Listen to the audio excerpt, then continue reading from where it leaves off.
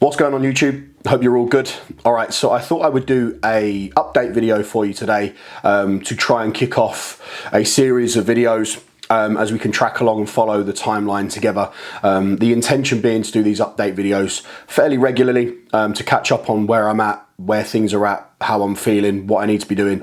A lot of this YouTube is very much going to be about my own journey. So if you're curious about what I'm doing, I will post a little bit on my stories on Instagram, and I put the odd bit of training footage up on my actual Instagram grid, but generally the intricacies of my own journey, I generally tend to keep it fairly private. So for entertainment purposes and for value, I guess, for those of you that are interested, you can follow my journey through YouTube as to exactly how my training looks and where I'm at in terms of preparations for competitions. I'm going to be very open with everything on here. I'm going to be talking about food. I'm going to be talking about drugs. I'm going to be talking about injuries, illnesses, everything that's good and everything that's bad, everything that's working, everything that's not working. Very open and very honest, so it gives you a real inside look as to how it looks for someone who has spent a long time working towards being big and strong, and he's finally in a position where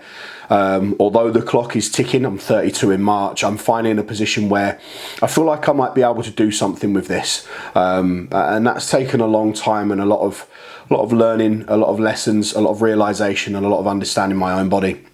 And when I say do something with this, there is some overarching goals in mind, qualifiers for very large strongman competitions. But for now, I am still very much building a base and getting myself in a position where I'm able to tackle things a little bit more seriously. So with that being said, I'm going to outline the competitions I've got coming up for this year. And I'm also going to talk about exactly where I'm at, and then talking about the timeline in terms of drug use, and also discussing a little bit of diet as well, to bring you along the way. Although a lot of the diet stuff will be covered in, like, we would want to do some more day in the lives, you know, full day of eating type footage content, where you guys can see exactly what I'm eating as well. I am more than happy for anyone to challenge my thoughts and theories and things along the way. I'm very, very confident with what I do with myself in terms of my training, and I have a very positive relationship with my coach, Josh Maley, who is a bodybuilder. Yes, he looks after my nutrition, my drugs, and my head, and that's what he's there for. You know, if I need someone to feed back to and talk about how I'm feeling day to day and fatigue, mindset, bits and pieces, Josh is my go-to. Likewise, he also guides me with my drug use, and he will guide me with my food as well. Josh knows the goals. You know, Josh isn't unfamiliar with getting big and strong. Josh is just unfamiliar when it comes to specifics within strongman programming, but that's fine because I've been doing that for over a decade. So I'm more than happy to run my own programming. That's not really any sort of mad science, and I'm very, very good at managing my own ego in the gym as well, and making sure that my sessions are productive. So that's not really something I've ever had a problem with, to be honest. All right, so without further ado, let's talk about the competitions that I've got coming up. So I am officially 18 weeks out from, although I have to qualify, which is neither here nor there, but I am officially 18 weeks out from single lift championships for BPU, so British Championships, which will be at the Fit Expo in May. That I'm doing deadlift only there. I have spoke about that in my previous YouTube video. I'm still on for that. I'm doing that raw now, not equipped, as I feel like that's going to benefit me more building a base than getting in a suit just now. Plus the rigmarole of suits is a little bit frustrating. I didn't want it to ruin this prep. I'd sort of left it a little bit late. I need a period of time to get my suit right, which I will be doing a little bit towards the back end of this prep, just getting the suit to fit well, because that will go nicely into what comes up next. So the plan for May is to deadlift as much as I possibly can. I'm hoping that's going to be over 700 pounds. I have deadlifted 300 kilos very comfortably very recently. So 700 pounds is around that. I think it's like 318, so 320. And the plan there, realistically, as long as the stars align, everything's good, I don't get injured, everything's going well, I will open with somewhere around 290 kilos, and I'm looking to take 320 kilos for my second attempt. And if that goes well, then sky's the limit for the third. We'll just YOLO something, and I'll sort of put a weight on there that maybe is more. Who knows? That's the plan. With the way things are going at the moment, I'm very confident that that will fall that way. I just don't really know what that third number will be. That will be based off of how 320 feels, to be honest with you. If, you know, that goes well, then I may jump more, or I'll just take the hit and not take a third, and I'm more than happy to do that. So that's the plan with that. Now, the second competition is the big one. I'm competing in Derbyshire's Strongest Man, which is on the 24th of August, and that is a open strongman competition. So it'll be my first time dipping my toe in open strongman. I did look at some other competitions throughout the year. There was some other options for sort of September time, but admittedly, those open competitions would have been a cop-out. They're just not heavy enough. I could probably do them now. They were basically a moderate to heavy inters, which, you know, may be a great turnout. Not necessarily saying I go and win those competitions, but they aren't going to challenge me and stretch me, you know, whereas this competition, Derbyshire's Strongest Man, absolutely does that, and I'm more than happy to work my absolute bollocks off, compete at this competition and come like mid-pack or even last. You know, one thing that has happened to me over the years competing is I've always gone to competition and podiumed / won. So I need to learn to lose, and I need to know what it's like to be beat by people a lot better than me and have to graft. You know, and just knowing that that's coming in my head, that I'm putting myself up against people that are a lot better than me. I mean, the guy that won last year is competing again this year, and there's a couple of other previous champs that are competing as well. It is a much bigger event than Lincolnshire's Strongest Man. You're talking over the weekend, 80 competitors in various categories, not just in my category, 80 in total, as well as about 500 spectators last year, apparently. So a much bigger event. I'm going to go and break down the events for that competition now as well, so you can hear exactly what those are. And there's certainly going to be a challenge with that one, so I'm going to pull those up on my phone now.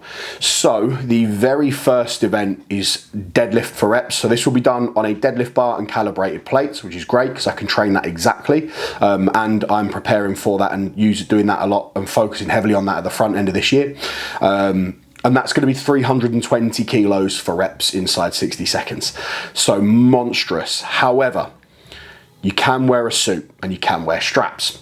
So this is where my suit is going to come into play. If I can deadlift 320 kilos raw, my next challenge is to figure out between May and August, getting my suit to fit, which I'll be up at body weight then, so I'll try it on then, and be able to know whether I need to get it adjusted. I might need to bring the legs in a little bit, just to get it really, really tight around my quads. And then hopefully there, get the suit figured out, and I'll be a lot more focused with that to be able to get that done, because I'm going to need the suit to do 320 for more than one rep for sure, or at least I would assume so. And realistically, the goal there would be 2 to 3 reps, I'd think, is pretty realistic for me. I'm very aware that the guy that won last year, I think he's already done 330 for reps raw.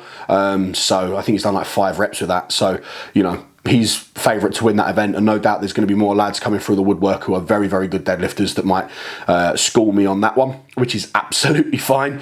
But again, what that will do for my training and my focus in terms of pushing me is going to be ridiculous, and I'm very much looking forward to that. We will then go into a sandbag steeplechase, which is over 20 metres with a 55-inch yoke in the middle. So you have to take a bag, load it over the yoke, go under the yoke or around it, depending what they want you to do, pick up the bag, dump it the other end, come all the way back and run the other one. Or it may be picking up the bag, dumping it, coming back, fetching the other one, dumping it, going under, finish, something like that. So 130 kilo bag and 140 kilo bag for that one. So that's going to be a real demand as well. Then we go into quite a cool event, something I've not really pursued much before, and that's a grip gauntlet. So we've got 4 implements. We have to do 1 clean rep on each. We will get a lockout down signal, and then once we put the implement down, we'll get a good lift signal before we move on. So it has to be really, really clean. The idea there is they're preventing you from dropping the equipment, because if you dropped it, technically you've lost grip. So we start with a 75 kilo rolling thunder, then into a 160 kilo single hand Dinny ring, into a 95 kilo 50 mil Saxon bar, and then a 160 kilo axle double overhand deadlift. So I've done a 75 kilo rolling thunder and I've done a 160 axle literally 2 weeks ago, just to have a little play. I'm now going to be training grip every single week from now, because I want to get this to the point where I'm overtraining those. And just to anchor that training a little bit, I did get a message from Andy, if you're watching this, sup brother, on Instagram, and I've been invited to represent the East in the National Grip Gods of Grip Challenge, which is a new one for me. So that will help anchor that training and let me work on that grip. I did some grip work last week and my forearms were absolutely trashed from it. So that's going to be exciting because that's all new stimulus, and I have the potential there to overtrain that. I've just got the Dinny rings delivered, and I'm in chats with a guy about making me a Saxon bar that's of that ilk at 50 mil, because they're a little bit tricky to get hold of at the moment. After that gauntlet, we then go into farmers into log. So what we have to do there is we have 140 kilo in each hand farmers over 20 meters into 130 kilo log, of which we have to perform 3 reps. So it's the fastest time to complete all of that, or if people are unable to finish the log, it's the most reps performed. So if 20 meters, and then 2 reps will be obviously 20 meters and 1 rep and so on. So pretty straightforward. And that's realistically, for some reason, and I don't know yet, I think it's because my log's going well, I'm quietly confident about that one. Because it's not multiple pickups with the farmers. Yes, I'm going to go into the log gassed, but that's just about conditioning, and I've got a lot of time to work on that. Plus, with all the conditioning work I'll be doing for the sandbag steeplechase, that bodes quite well, and could be quite a good event for me if I can get some good cleans with the log, which is something I'm working on at the moment. I've done 120 kilo strict on log. I'm currently not doing any push pressing at all to work on my patella tendons in my knees, as that's an injury yeah, I suppose you would call it an injury, niggle, that I got off the back of Lincolnshire's prep, and I'm still sort of nursing that now because tendons just take so long to heal. So I'm wrapping those up in cotton wool and just making sure I'm not doing any push pressing, because that is the one that kills my knees off. So yeah, quite excited for that one. And then we finish the day with an interesting one, sandbag toss. So that will be over 3.5 meters, and it's an 18 kilo, 21 kilo, 23 kilo, 25 kilo, 28 kilo, and a 30 kilo. You're allowed a maximum of 3 throws, and it's the heaviest load, total load, to clear 3.5 meters, but you're only allowed 3 throws. So for example, if you go, fuck it, I'm just gonna throw 30 kilos over 3 times to try and get 90 kilos, which is the highest score possible. If you miss on your second attempt, and then you get it on your third, so you get it on your first, miss on your second, get it on your third, you'll only get 60 kilos. You don't get a full throw, and you're not allowed, so you can retake the same bag over and over. So that's why you can do up to 90 kilos will be the best on here. And then if someone else did 90 kilos, I'm assuming it would be like based on time, who did it faster. But that will be an interesting one, because if someone's points ahead and they're going last on that event, they can just keep an eye on what everyone else is doing, and pick away at certain weights. Like if people have gone and tried to do 30 kilo 3 times and only done it once, then technically they could throw the 18 kilo over twice and beat all of those people. So, because that'll give them more than 30 kilos, given what I'm not going to sit and work it out because I'm going to make myself look stupid on camera. But yeah, so that's that one. That's that comp. I'm very, very excited for that one.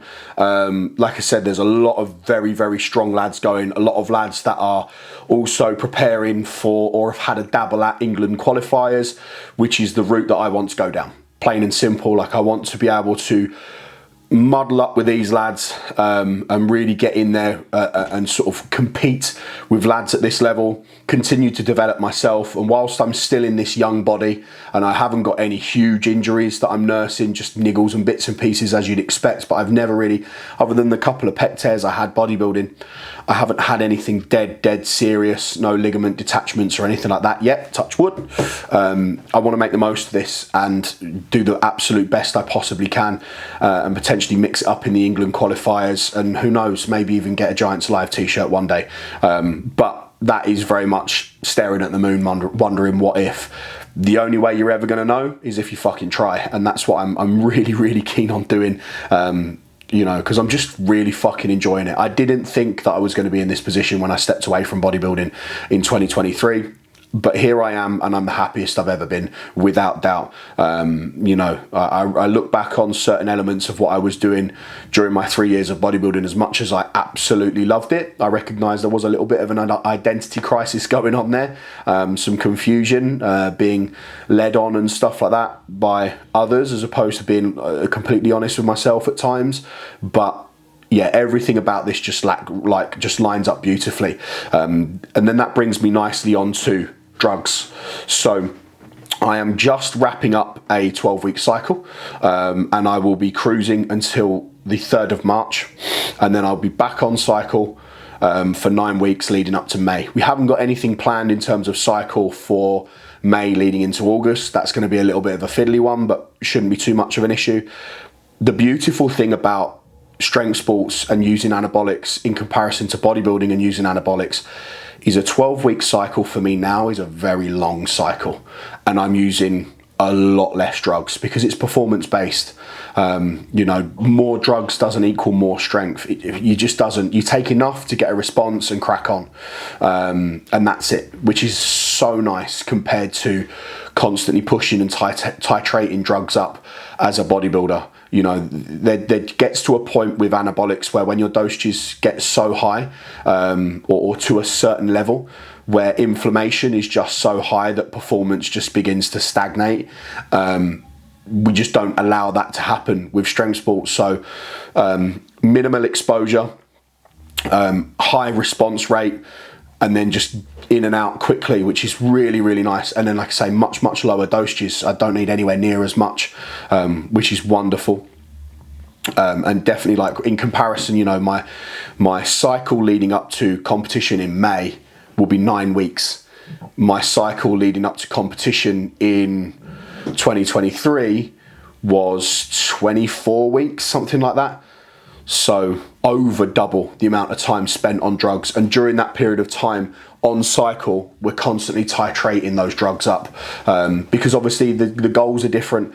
You know, when you're taking anabolics for muscle growth takes a long time, so you have to be on drugs for a long time, whereas anyone who uses anabolics will tell you the performance response when you use anabolics is very quick. You start to notice a bit of a difference within 2 to 3 weeks, and by the time 5 weeks rolls round, you feel pretty strong by that point, and there is some noticeable differences.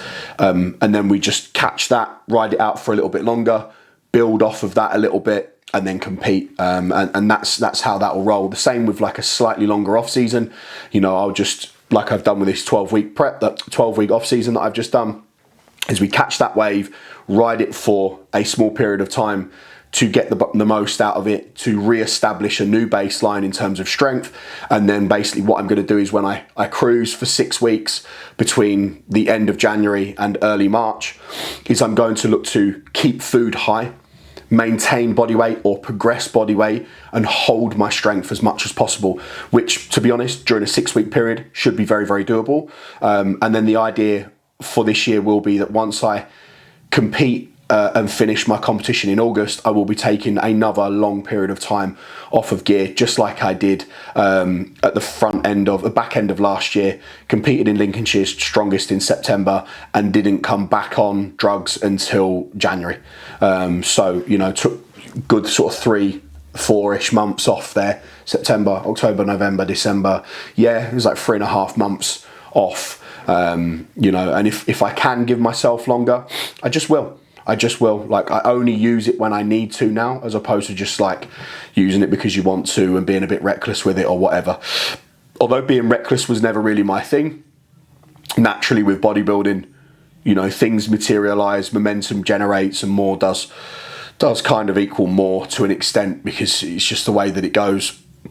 But with this, it's just not the case, and that's really, really relieving, that I don't have to go down those kind of roads anymore, which is superb. So yeah, I think that's just about everything that I wanted to discuss. I was going to mention a little bit about food, but I'll be honest, the way that my mindset is with food, and you'll see this when we do an in-depth video, a full day of eating, I don't really fuss over food too much. I don't know what my macros are. I don't know what my calories are. Josh sends me a diet plan. I eat what's exactly on that diet plan. Josh will amend my diet plan if body weight stagnates or he decides that we can afford to push food up. Those decisions are totally based by him. You know, I just feed back every week. And if he puts more food in, then I just eat the more food that's in. He won't send me macros and be like, okay, we're up 20 carb this week, blah, blah, blah. No, he'll be like, we've added in, like this week, we've added in walnuts, we've added in some more Brazil nuts, so we've bumped fats up. And then we've also, like the week before, we've added in some sourdough bread in meal one and stuff like that. So yeah, I just eat what's on plan, and I like to keep that as simple as possible. One thing that's been really, really nice, again, since coming away from bodybuilding, is a real detachment with food and potential disordered eating. I just eat for purpose. Likewise with my physique, I will check in with my physique every week, as a way of keeping accountable, and a big part of that is yes, there is fat mass involved in strength sports, but it's not about getting fat per se. You know, I'm meant to be bigger, not just fatter, as I mass into competition. And sending my check-in keeps a handle on things and makes sure that the body weight we are putting on is decent. And if it's a bit sloppy and a bit spilly and I'm putting on weight too much too quickly, then we know to pull things back. And we can also see from my physique as well how stressed my body is based off of water retention. It is another marker for that as well, which is handy alongside blood pressure. So yeah, everything is in place. I'm really, really happy with where I'm at. Strength at the moment is in a great spot. I've had a really good run over the last 12 weeks, albeit sick over Christmas, which was irritating, and a little bit ill at the front end of December. So I feel like I've lost a little bit of time in my off season, but it hasn't really taken anything away. So yeah, hopefully that makes sense. That's all I wanted to talk about for today, just to get all of you guys up to speed. So as you see the next lot of videos laid out, you'll know exactly where I'm at, what I'm prepping for, where my mindset's at. I mean, I've got all of this time now to get ready for August. I'm already dabbling with log. I'm already dabbling with the grip work. I'm going to be putting in some of the toss work pretty quickly, like pretty soon, to start building skill with that pretty quickly. I just need to do some work building an actual frame for my yoke to take that outside to throw the bags over. But I think that was everything. Like, I've got sandbags ready to go to fill them up with sand to start doing the steeple chases, and I will start implementing that all while prepping for the deadlift only in May, because I've got a deadlift in August anyway, and I'm building my base up by deadlifting raw. So all of that is just there already, and I'll just sprinkle bits in, and as I get closer to competition, once May is done, I'll get in a suit and make everything a little bit more specific.